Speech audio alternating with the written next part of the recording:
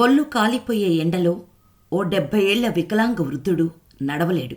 వీపును మడతపెట్టిన ఓ దుప్పటి, దాన్ని నడుముకు బిగించి తువాలుతో కట్టుకొని, చేతిలో ఓ సద్ది డబ్బా పట్టుకొని రోడ్డుపై కూర్చొని నడుస్తూ వెళ్తున్నాడు. అంతలోనే అటుగా వెళ్తున్న ఐఏఎస్ ఆఫీసర్ సౌమ్య పాండే అతన్ని చూసి తన కారును ఆ పక్కకు ఆపించి కారు దిగి ఆ ముసలాయన దగ్గరకు వెళ్ళింది. ఆ ముసలాయనను ఆపి ముసలాయన ముందు నేలపై కూర్చొని, తాతా, ఇంత ఎండలో ఎక్కడికి వెళ్తున్నావు అని అడిగింది. అయితే వచ్చింది ఎవరో తెలీదు ఆ ముసలాయనకి. దాంతో, నేనా తల్లి, ఇదిగో ఈ ముందు కనిపిస్తుందే ఆఫీసు, అక్కడికే వెళ్తున్నా అని సమాధానమిచ్చాడు. దాంతో, ఎందుకు తాత, ఏం పని ఉంది ఆ ఆఫీసులో, ఎవర్ని కలవాలి అక్కడ అని అడిగింది. దాంతో ఆ ముసలాయన, గత 1 నెల రోజులుగా ఆఫీస్ చుట్టూ తిరుగుతున్నానమ్మా. నేను నిల్చోలేను, నడవలేను, ఈ వయసులో ఏం చేయలేను, కనీసం అడుక్కోటానికి కూడా నా దేహం నాకు సహకరించట్లేదు. అందుకే అధికారులను కలిసి ఓ ఎలక్ట్రిక్ సైకిల్ను ఇప్పించమని కోరడానికి వెళ్తున్నా. కానీ నన్ను అధికారులను కలవటానికి అనుమతించట్లేదు. ప్రతిరోజూ వస్తూనే ఉన్నా. ఒక్కసారైనా నాపై దయ కలగకపోతుందా అని, లోపలికి అనుమతించకపోతారా అని చెప్పాడు ఆ వృద్ధుడు. ఆ వృద్ధుడి మాటలకు సౌమ్య పాండే కళ్లల్లో నీళ్లు తిరిగాయి. అవును తాత, నీకు పింఛను వస్తుంది కదా, మరెందుకు అడుక్కోవటం అని అడిగింది. అప్పుడు వృద్ధుడు, ఎక్కడమ్మా, ఎన్నిసార్లు పంచాయతీ ఆఫీస్ చుట్టూ తిరిగినా ఏ అధికారి పట్టించుకున్న పాపాన పోలేదు. కనీసం ఆ ఎలక్ట్రిక్ సైకిల్ అయినా ఇప్పిస్తే బిచ్చమెత్తుకోనైనా బతుకుతా అని తన బాధలన్నీ చెప్పుకున్నాడు ఆ ఐఏఎస్ ఆఫీసర్కి. అయితే ఐఏఎస్ ఆఫీసర్ సౌమ్య పాండే ఆ కథంతా చెప్పిన ఆఫీసులో సిడివిలో ఆఫీసర్గా పనిచేస్తుంది. ఆ ఆఫీస్ మొత్తానికి బాస్ ఆమె. అక్కడే ఆమె పోస్టింగ్.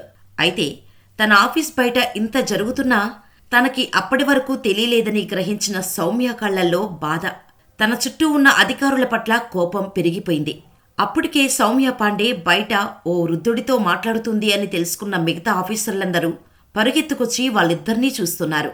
ఆ వృద్ధుడు వాళ్ళందరినీ చూసి కొంచెం ఆశ్చర్యపోయినా అతనితో మాట్లాడింది. ఆ ఆఫీస్ మొత్తానికి హెడ్ అయిన అధికారి అని మాత్రం అతనికి ఇంకా తెలియదు. అయితే ఆ పెద్దాయన ముందే తన కిందున్న అధికారులందరినీ పిలిచి, ఈ తాత 1 నెల రోజులుగా మన ఆఫీస్ చుట్టూ తిరుగుతున్నా ఎవ్వరూ ఎందుకు పట్టించుకోవట్లేదు అని నడి రోడ్డుపైనే తిట్టి పరువు తీసేసింది. ఈ తాత ఎలక్ట్రిక్ సైకిల్ ఇప్పించమని 1 నెల రోజులుగా మన చుట్టూనే తిరుగుతున్నాడు. వెంటనే ఆయనకు ఆ సైకిల్ అందేలా చూడండి. అలాగే గవర్నమెంట్ నుండి ఏ పథకాలు అందట్లేదు ఈ తాతకి. పెన్షన్ దగ్గర నుండి గవర్నమెంట్ అందించే ప్రతి పథకానికి అర్హుడైన. వారం రోజుల్లో ఆ పెద్దాయన అన్ని సమస్యలు తీరిపోవాలి అని ఆదేశాలిచ్చింది. అదంతా చూసి నమ్మలేకపోయాడా వృద్ధుడు. ఇప్పటి వరకు మాట్లాడింది సిడిఓ అధికారి అని తెలిసి షాక్ అయ్యాడు. సౌమ్య పాండే అధికారులకు ఆర్డర్ ఇచ్చి, ఇక మీ పని పూర్తయ్యేదాకా నేనే దగ్గరుండి అన్నీ చూసుకుంటా. మీరు ఇంటికెళ్ళి ప్రశాంతంగా పడుకోండి. రేషన్, పింఛన్, మీరు కోరుకున్న ఎలక్ట్రిక్ సైకిల్ ప్రతి ఒక్కటి మీ ఇంటి ముందు వారం రోజుల్లో ఉంటాయని హామీ ఇచ్చింది. సౌమ్య పాండే అన్ని రోజుల తన కష్టాన్ని దేవతలా వచ్చి వారంలో తీర్చేస్తా అని హామీ ఇవ్వగానే ఆ ముసలాయన ఆనందంతో 2 చేతులెత్తి దండం పెట్టి, చల్లగా ఉండమ్మా అని దీవించి అక్కడి నుండి వెళ్ళిపోబోయాడు. ఆ ముసలాయన్ని ఆపి సౌమ్య పాండే రిక్షా మాట్లాడి ఆ పెద్దాయన్ని ఇంటి దగ్గర క్షేమంగా దిగపెట్టి రమ్మని చెప్పి పంపించింది. ఎంత మంచి హృదయం కదా ఆ తల్లిది.